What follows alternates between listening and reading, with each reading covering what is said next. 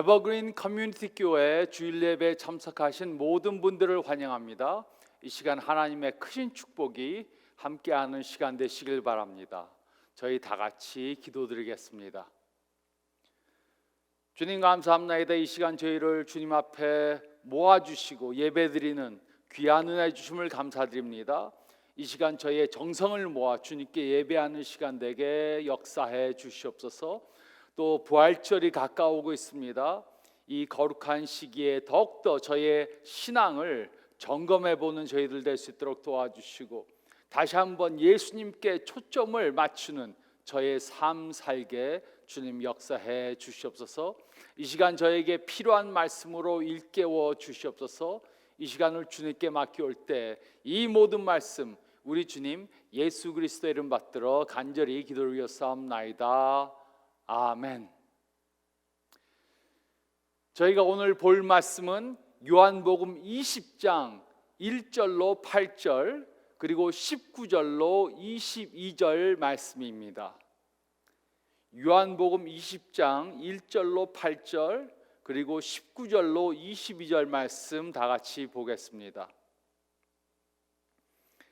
안식일 후 첫날 일찍이 아직 어두울 때 막달라 마리아가 무덤에 와서 돌이 무덤에서 옮겨진 것을 보고 시몬 베드로와 예수께서 사랑하시던 그 다른 제자에게 달려가서 말하되 사람들이 주님을 무덤에서 가져다가 어디 두었는지 우리가 알지 못하겠다 하니 베드로와 그 다른 제자가 나가서 무덤으로 갈새 둘이 같이 다름질하더니 그 다른 제자가 베드로보다 더 빨리 달려가서 먼저 무덤에 이르러 구부려 세마포 놓인 것을 보았으나 들어가지는 아니하였더니 시몬 베드로는 따라와서 무덤에 들어가 보니 세마포가 놓였고 또 머리를 쌌던 수건은 세마포와 함께 놓이지 않고 딴 곳에 쌌던 대로 놓여 있더라. 그때야 무덤에 먼저 갔던 그 다른 제자도 들어가 보고 믿더라. 19절. 이날 곧 안식 후 첫날 저녁 때 제자들이 유대인들을 두려워하여 모인 곳에 문을 닫았더니 예수께서 오사 가운데 서서 이르시되 너에게 평강이 있을지어다. 이 말씀을 하시고 손과 옆구리를 보이시니 제자들이 주를 보고 기뻐하더라. 예수께서 또 이르시되 너희에게 평강이 있을지어다. 아버지께서 나를 보내신 것 같이 나도 너희를 보내노라. 이 말씀을 하시고 그들을 향하사 숨을 내쉬며 이르시되 성령을 받으라. 너희가 누구의 죄든지 사하면 사하여질 것이요 누구의 죄든지 그대로 두면 그대로 있으리라 하시니라. 아멘. 부활절은 기독교의 모든 절기 중 가장 중요한 절기입니다. 그 이유는 부활절이 우리 믿음의 중심점이 되기 때문입니다.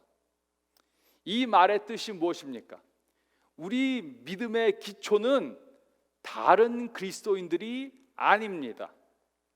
우리의 믿음의 기초는 기도의 응답도 아닙니다. 우리 믿음의 기초는 성경에 대한 지식도 아닙니다. 우리의 믿음의 기초는 예수님의 부활입니다. 예수님의 부활은 기독교가 왜 존재하는지 설명해 줍니다. 예수님의 부활은 전 세계 인구 중 3분의 1이 왜 예수님의 제자라고 고백하는지 그것에 대한 설명을 해 줍니다. 예수님의 공생의 시간은 3년 반밖에 되지 않았습니다. 예수님은 자신이 살던 곳에서 30마일 이상 가셔본 적도 없습니다. 예수님은 단 한 권의 책도 기록하시지 않으셨습니다.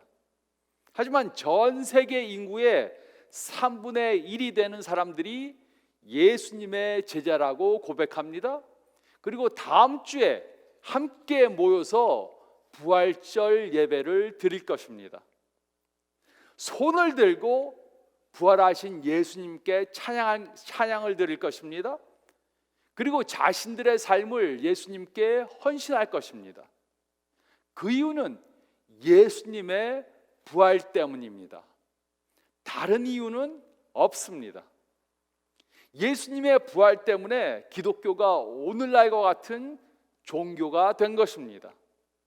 그래서 저희가 오늘 읽은 요한복음 20장 말씀을 보면 예수님의 부활 때문에 우리는 우리의 문제에 대한 해답을, 불신앙에 대한 해답을, 또 목적 없는 삶에 대한 해답을 찾을 수 있습니다. 첫째로 저희가 읽을 말씀 가운데 1절 말씀을 보면 우리는 우리의 문제에 대한 해답을 예수님의 부활을 통해 찾을 수 있습니다. 우리는 우리의 문제에 대한 해답을 예수님의 부활을 통해 찾을 수 있습니다. 1절은 다음과 같이 기록했습니다. 안식 후 첫날 일찍이 아직 어두울 때 막달라 마리아가 무덤에 와서 돌이 무덤에서 옮겨진 것을 보고, 안식 후 첫날은 주일을 말합니다. 아직 어두울 때 막달라 마리아가 예수님이 묻혔던 그 무덤에 왔습니다. 그리고 그 무덤의 문을 막았던 돌이 옮겨진 것을 보았습니다. 이 사실은 매우 중요합니다. 이 당시 여자들의 증언은 인정을 받지 못했습니다. 그래서 여자들은 법정에서 증언을 할 수가 없었습니다. 그런데 복음서를 기록한 마태, 마가, 누가, 요한은 여자들이 가장 먼저 예수님의 부활을 목격했다고 기록했습니다. 그 이유가 무엇이었습니까? 그 이유는 여자들이 가장 먼저 예수님의 빈 무덤을 목격했기 때문입니다. 그들은 그 당시 일어난 사건을 그대로 기록한 것입니다. 안식 후 첫날, 안식일 후 첫날 아직 어두울 때 막달라 마리아가 예수님이 묻히신 무덤에 왔습니다. 마가는 이 사건을 더 자세히 기록했습니다. 마가복음 16장 1절로 4절은 다음과 같이 기록했습니다. 안식일이 지남에 막달라 마리아와 야고보의 어머니 마리아와 또 살로메가 가서 예수께 바르기 위하여 향품을 사다 두었다가 안식 후 첫날 매우 일찍이 해 돋을 때 그 무덤으로 가며 서로 말하되 누가 우리를 위하여 무덤 문에서 돌을 굴려 주리오 하더니 눈을 들어본즉 벌써 돌이 굴려져 있는데 그 돌이 심히 크더다. 그 당시 무덤들은 큰 돌로 문을 막았습니다. 그래서 이 여인들은 누가 그 큰 돌을 굴려서 무덤 문을 열어줄 것인가 걱정했습니다. 그런데 무덤에 가서 보니까 그 돌이 굴려서 무덤 문이 벌써 열려져 있었습니다. 즉 이들이 고민하던 문제는 예수님께서 부활하심으로 벌써 해결되어 있었던 것입니다. 이들은 걱정을 했는데 예수님이 부활하셔서 그 문제가 이미 다 해결되어져 있었습니다. 우리도 이런 경우를 당할 수 있습니다. 우리에게도 해결해야 하는 큰 문제가 있습니다. 직장 문제, 경제적 문제, 건강 문제, 대인관계 문제 등 여러 문제들이 있을 수 있습니다. 하지만 그 문제가 무엇이든지 우리는 그 문제에 대한 해답을 부활하신 예수님을 통해 해결받을 수 있습니다. 우리는 그 문제에 대한 해답을 부활하신 예수님을 통해 받을 수 있습니다. 우리는 모두 이런 경험을 해본 적이 있을 것입니다. 문제가 생겼습니다. 그래서 걱정합니다. 스트레스를 받습니다. 밤에 잠을 이루지 못합니다. 그런데 그 후 예수님께서 그 문제를 이미 다 해결해 주셨음을 깨달았습니다. 그래서 쓸데없이 걱정하고 스트레스를 받고 밤잠을 이루지 못했다는 것을 깨달았습니다. 쓸데없는 짓을 했다는 것을 깨달았습니다. 우리들 앞에는 우리의 길을 막는 여러 돌들이 있을 수 있습니다. 하지만 예수님께서 옮기지 못하는 돌이란 없습니다. 우리의 앞을 막고 있는 돌이 무엇이든지 예수님은 그 돌을 옮기실 수 있습니다. 우리는 우리의 문제에 대한 해답을 예수님의 부활을 통해 찾을 수 있습니다. 우리는 우리의 문제에 대한 해답을 예수님의 부활을 통해 찾을 수 있습니다. 또 둘째로 저희가 읽은 말씀 가운데 2절로 8절 말씀을 보면 우리는 우리의 불신앙에 대한 해답을 예수님의 부활을 통해 찾을 수 있습니다. 우리는 우리의 불신앙에 대한 해답을 예수님의 부활을 통해 찾을 수 있습니다. 2절은 다음과 같이 기록했습니다. 시몬 베드로와 예수께서 사랑하시던 그 다른 제자에게 달려가서 말하되 사람들이 주님을 무덤에서 가져다가 어디 두었는지 우리가 알지 못하겠다 하니, 막달라 마리아는 예수님의 빈 무덤을 보고 예수님이 부활하셨다 이렇게 생각하지 않았습니다. 그 대신 그녀는 누군가가 예수님의 시체를 옮겼다고 생각했습니다. 그래서 베드로와 요한에게 달려가서 누군가가 예수님의 시체를 가져갔다고 말했습니다. 막달라 마리아뿐만 아니라 다른 모든 제자들도 예수님께서 부활하셨다고 믿지 않았습니다. 예수님께서 돌아가신 것을 보고 그들은 예수님을 믿던 그 믿음을 다 잃었던 것입니다. 이 사실은 매우 중요합니다. 예수님의 이야기를 기록한 사람들은 전부 다 자신들이 비겁한 겁쟁이들이었다고 기록했습니다.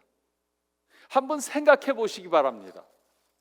만약 어떤 사람이 자신에 대한 책을 기록한다면 누가 그 책에 자신이 비겁한 겁장이었다고 기록하겠습니까? 그 대신 과장해서 자신이 히로였다고 기록할 것입니다. 하지만 마태나 요한은 그렇게 기록하지 않았습니다. 그들은 일어난 사실을 그대로 다 기록한 것입니다. 예수님께서 십자가에 달려 돌아가셨을 때 요한을 제외한 10명의 제자들은 전부 다 도망을 갔습니다. 그리고 예수님께서 부활하실 때도 그 누구도 예수님께서 정말 부활하셨구나 이렇게 믿지 않았습니다. 그리고 이들은 이러한 사실들을 전부 다 그대로 사실대로 기록한 것입니다. 3절로 8절은 다음과 같이 기록했습니다. 베드로와 다른 제자가 나가서 무덤으로 갈새 둘이 같이 다름질하더니 그 다른 제자가 베드로보다 더 빨리 달려가서 먼저 무덤에 이르러 구부려 세마포 놓인 것을 보았으나 들어가지는 아니하였더니 시몬 베드로는 따라와서 무덤에 들어가 보니 세마포가 놓였고 또 머리를 쌌던 수건은 세마포와 함께 놓이지 않고 딴 곳에 쌌던 대로 놓여 있더라. 그때야 무덤에 먼저 갔던 그 다른 제자도 들어가 보고 믿더라. 막달라 마리아는 예수님의 무덤이 비어져 있다고 말했습니다. 그 말을 듣고 예수님의 제자들은 할렐루야, 예수님이 부활하셨다 이렇게 말하지 않았습니다. 그 대신 그들은 말도 안 되는 소리 하지 마라, 다른 무덤으로 간 것이 확실해, 이렇게 다 생각했습니다. 그래도 호기심에 베드로와 요한은 예수님의 무덤으로 달려갔습니다. 다른 제자들은 가보지도 않았습니다.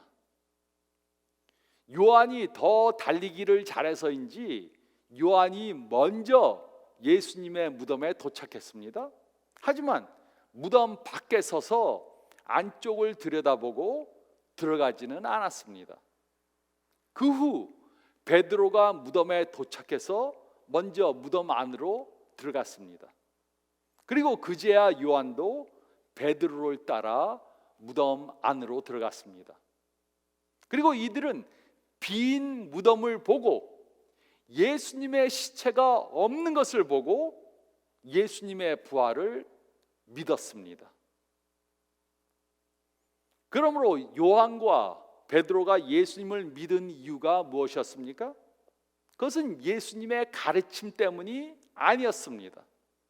그것은 예수님의 기적 행하심 때문이 아니었습니다. 그것은 예수님이 십자가에 달려 죽으셨기 때문이 아닙니다. 그 대신 그것은 예수님의 부활 때문이었습니다. 부활하신 예수님 때문에 예수님을 믿은 것입니다. 이처럼 우리가 예수님께서 우리의 구세주이심을 믿는 가장 큰 이유는 예수님의 부활 때문입니다. 예수님께서 죽음을 이기시고 부활하셨기 때문에 우리는 예수님에 대한 모든 다른 사실들을 다 믿는 것입니다. 우리는 자신에 대해 자신이 죽고 또 부활할 것이라고 예언하신 분의 말은 믿을 수 있습니다. 그것을 예언하시고 다 이루신 분의 말은 다 믿을 수 있는 것입니다. 예수님께서는 우리의 죄를 사해 주시기 위해 십자가에 달려 죽으시고 우리들의 죄값을 대속해 주셨습니다. 그리고 자신이 하나님이심을 증명하기 위해 죽음에서 부활하셨습니다. 우리는 예수님의 부활 때문에 예수님을 믿을 수 있는 것입니다. 우리는 우리의 불신앙에 대한 해답을 예수님의 부활을 통해 찾을 수 있습니다. 우리는 우리의 불신앙에 대한 해답을 예수님의 부활을 통해 찾을 수 있습니다. 그리고 셋째로 저희가 읽은 말씀 가운데 19절로 23절 말씀을 보면 우리는 우리의 목적 없는 삶에 대한 해답을 예수님의 부활을 통해 찾을 수 있습니다.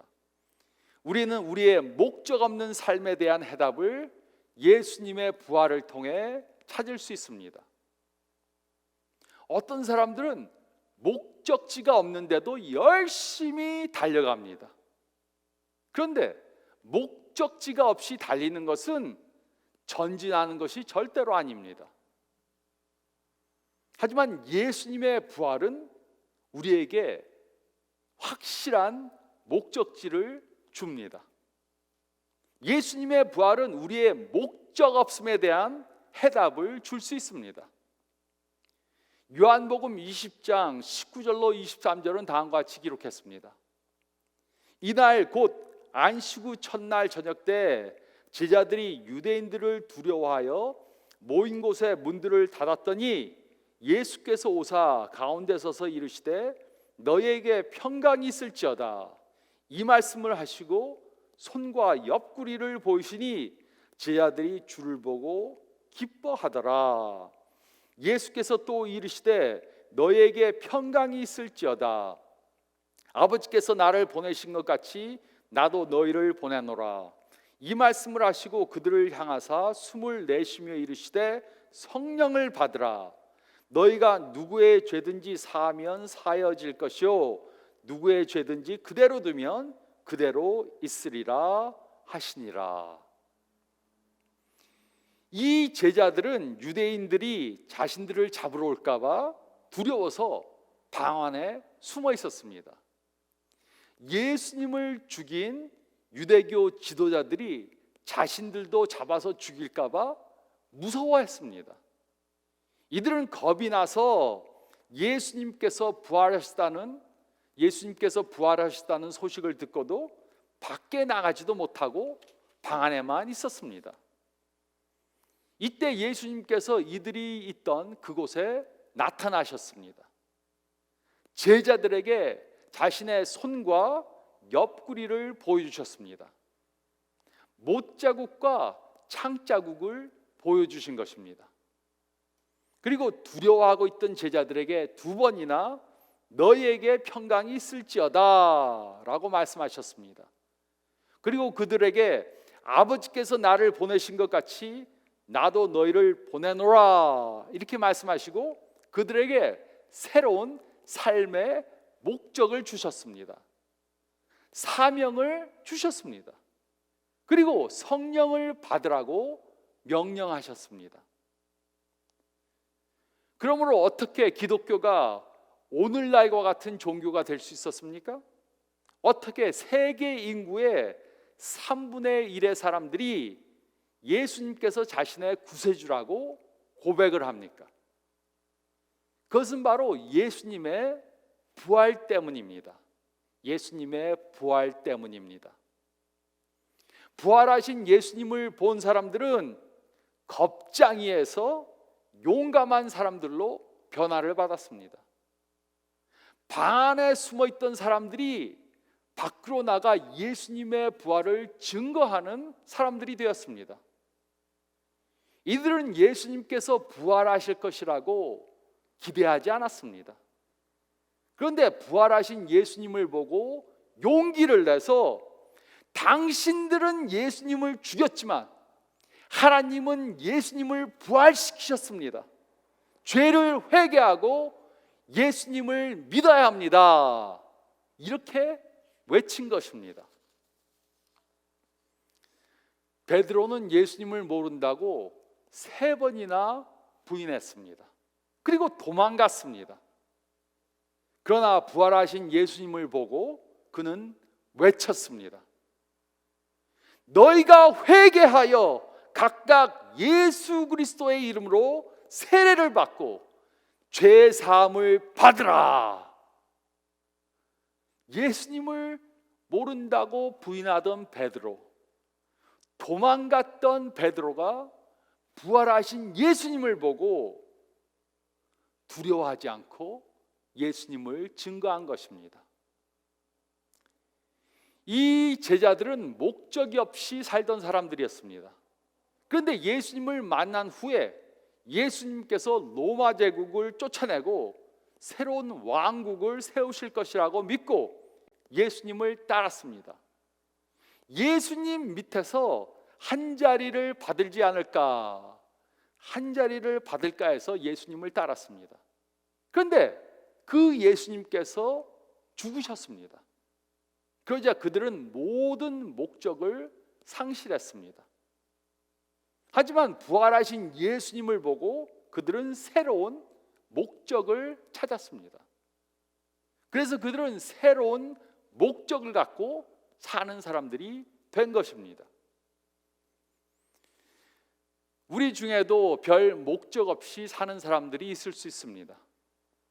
바쁘게는 사는데 어디로 가는지 또 왜 바쁘게 살고 있는지 모릅니다. 이런 분들에게는 새로운 목적이 필요합니다. 저는 서울에서 태어나서 17살까지 한국에서 살았습니다. 중고등학교를 다닐 때는 유도를 한다고 운동하는 데만 정신이 팔려서 살았습니다. 그리고 미국에 이민을 와서는 또 고등학교 다닐 때는 돈 벌고 노는 데만 정신이 팔려서 살았습니다. 그러다가 예수님께 헌신을 하게 되었습니다. 그때야 예수님께서 왜 나를 미국에 오게 하셨고 저를 향한 목적을 가지고 있다는 것을 확실히 알게 되었습니다. 그래서 저는 대학에 가서부터 그 목적을 이루기 위해 열심히 살아왔습니다. 그리고 지금도 하나님께서 주신 그 목적을 이루기 위해 열심히 살고 있습니다. 많은 사람들이 삶에 분명한 목적이 없이 살고 있습니다. 그저 바쁘게 일해서 돈을 벌고 자녀들을 키우는데 정신없이 삽니다. 그러다 보면 중년기에 이릅니다. 이런 바쁜 삶을 계속해서 살다 보면 은퇴할 나이가 됩니다. 그러면 평생 무엇을 위해 살았는지 회의감을 갖게 됩니다. 분명한 사실이 있습니다. 그것은 바로 부활하신 예수님이 없이는 삶의 목적을 가질 수 없다는 것입니다. 목적이 있다고 해도 죽으면 다 끝나버릴 것들입니다. 이 세상을 떠날 때 다 없어질 것뿐입니다. 썩어지고 없어질 것입니다. 부활하신 예수님이 없이는 삶의 바른 목적을 가질 수 없습니다. 우리는 우리의 목적 없음에 대한 해답을 예수님의 부활을 통해 찾을 수 있습니다.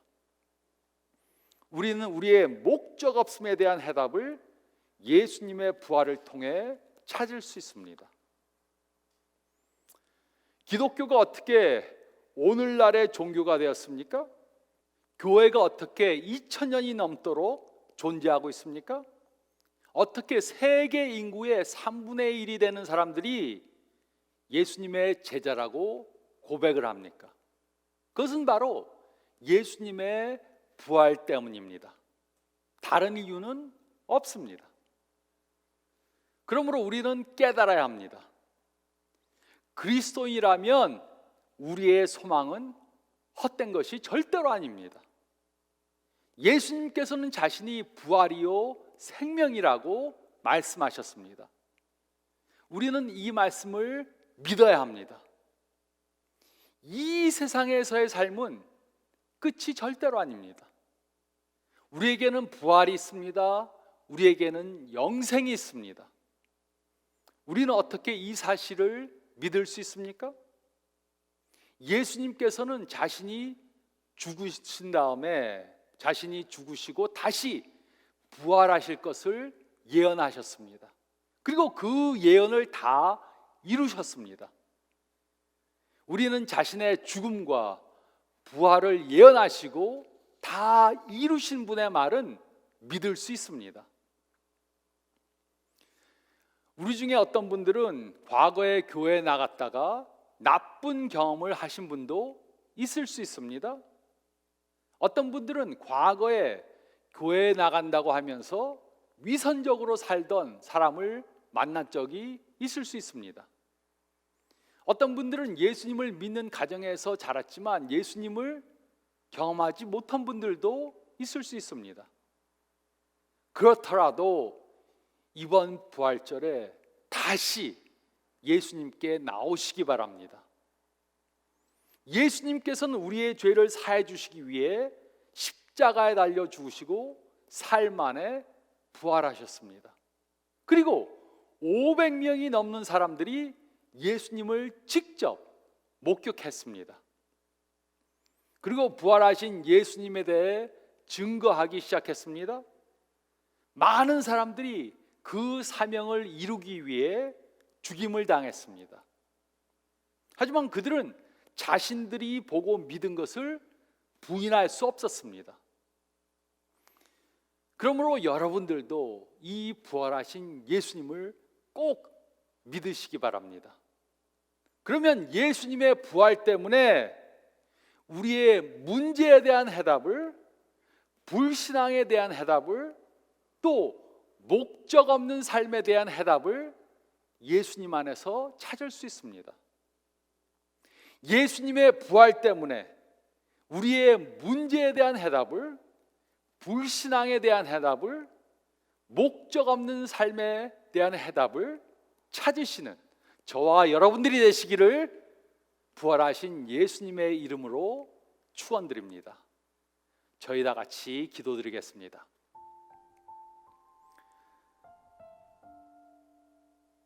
주님 감사합나이다. 이 제자들의 말씀을 통해 저희가 다시 한번 부활하신 예수님에 대해 확신할 수 있는 믿음을 주심을 감사드립니다. 이 세상에 살면서 여러 가지 문제들을 당할 수 있습니다. 또 의심을 갖게 됩니다. 또 저희가 목적 없이 바쁘게 살 수 있습니다. 이 모든 문제들의 해답을 예수님 안에서 찾을 수 있음을 다시 한번 일깨워 주심을 감사드립니다. 혹시 우리 가운데 문제에 눌려 사는 분들이 있다면, 또 불신앙을 이기지 못하는 분들이 있다면, 목적 없는 삶을 사는 분들이 있다면, 이 말씀을 통해 다시 한번 예수님께 나오게 인도해 주시고 저희 마음속에 충동을 주시옵소서.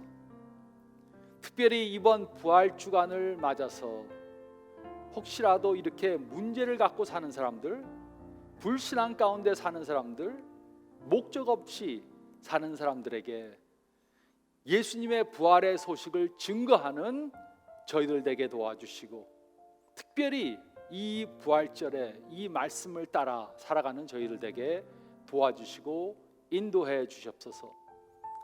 일주일간 저희가 기도하고 준비하면서 부활절을 맞게 도와주시옵소서.